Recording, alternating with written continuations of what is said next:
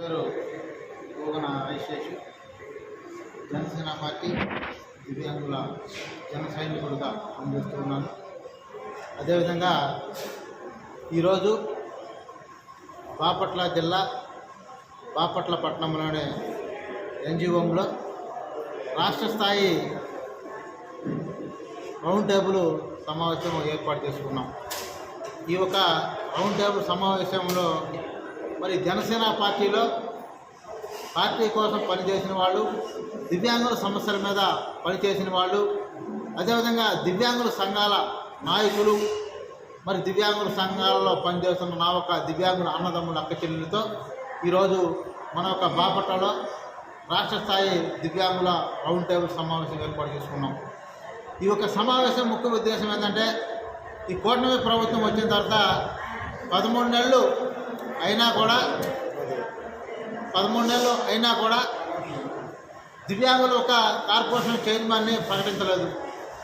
ఎందుకనంటే మరి అన్ని కార్పొరేషన్లలో గుర్తిస్తున్నారు, కానీ దివ్యాంగులు ఎందుకని గుర్తించారు అంటే దివ్యాంగులు ఓట్ల వరకే పరిమితమని చెప్పి కూటమి ప్రభుత్వం ముఖ్యమంత్రి వర్యుల్ని అడుగుతూ ఉన్నా, మరి ఉప ముఖ్యమంత్రి వర్యుల దృష్టి కూడా తీసుకెళ్తూ ఉన్నా.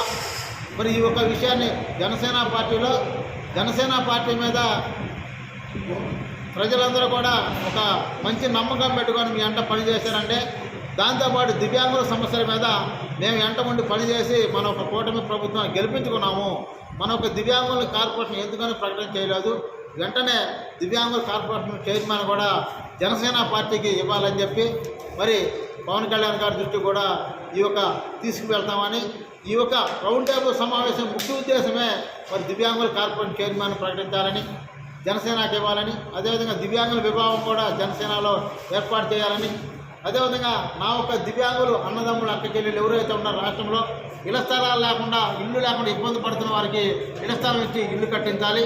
మరి చదువుకొని ఖాళీగా ఉన్న నా ఒక జాతి దివ్యాంగుల జాతి ఎవరైతే ఉన్నారో వారందరూ కూడా ఉద్యోగం ప్రతి ఒక్క సంవత్సరం ఉద్యోగ అవకాశం కల్పించాలి. అదేవిధంగా నా ఒక దివ్యాంగుల జాతి ఎవరైతే ఉన్నారో చదువుకొని ఖాళీగా ఉండి వ్యాపారం చేసుకుంటున్న బతుకుతున్న వారికి రాష్ట్ర ప్రభుత్వం 5 లక్షల రూపాయలు ఉచితంగా ఇవ్వాలి. అదేవిధంగా ఈ యొక్క రాష్ట్ర ప్రభుత్వం మరి దివ్యాంగులకి పంచాయతీ నుంచి పార్లమెంటు వరకు మరి దివ్యాంగులకు రాజకీయ రిజర్వేషన్ అమలు చేయాలని చెప్పి ఈ యొక్క రౌండ్ టేబుల్ సమావేశం ముఖ్య ఉద్దేశం అని చెప్పి కూడా మరి తెలియజేస్తూ ఉన్నాం. దివ్యాంగుల ఐక్యత.